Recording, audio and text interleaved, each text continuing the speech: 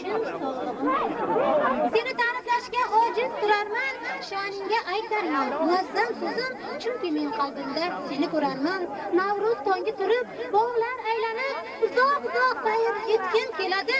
Musaffo havoda simirib qolib, bir umr tonglarla qolgim keladi. Hozir Nurmatov Sherzod ijrosida dunyoda hech qachon urush bo'lmasini ashulasi. Niye merak ediyorsun? Şeyde. Oy bolalar